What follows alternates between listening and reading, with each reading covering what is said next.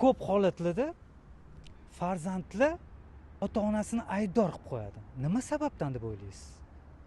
Qaysidir misol o'zi erishmagan narsasiga yo o'xshamayotgan narsasiga bilmay o'zi avtomatik holatda siz meni o'qitganingizda yo bir narsa qilganingizda deb aybdor qilib qo'yadi. Nima sabab deb o'ylaysiz shunga? Bilasizmi, rahmat savolingiz uchun. Bu men uchun, hattoki men mutaxassis bo'lsam ham men uchun ham ozgina og'ir savol, chunki bunaqa vaziyatlar bilan juda ko'p ishlaganman, juda ko'p ko'z yoshlar ko'rganman, juda ko'p voqealarni eshitganman, juda ko'p muammolarni eshitganman. Va bilasizmi, buning uchun baribir ham ba'zi vaqtda meni javoblarim qiziqroq tuyulishi mumkin. Birdan javob bermayman, baribir ham uni nima deydi, mutaxassis sifatida bitta ikkita gap aytmasam bu javob berishimdan foyda yo'q. Mana sog'lom psixikani bir nechta belgisi bor va birinchisi o'zini o'zi himoya qilish kerak, bilish kerak. Va endi tasavvur qiling, sog'lom bola bo'lsa, sog'lom ruhiyatli bola o'zini himoya qilish unda refleks sifatida bo'ladi.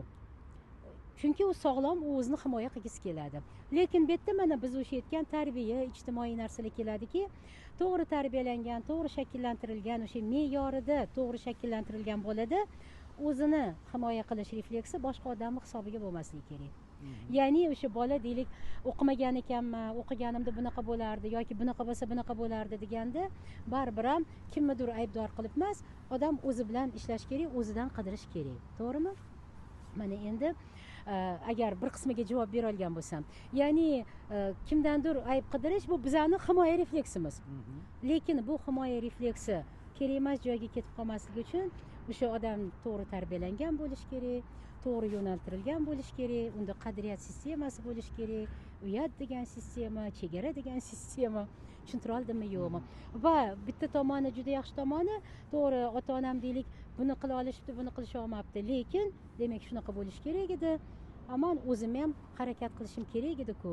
O'zimda ham aql bor edi, o'zimda ham imkoniyat bor edi, o'zimda ham kuchim bor edi deb odam o'zini ham hisobga olib, o'zini ham emas, o'zini hisobga olib, o'zi bilan ishlashni boshlasa, juda ko'p muammolar hal bo'lib ketadi.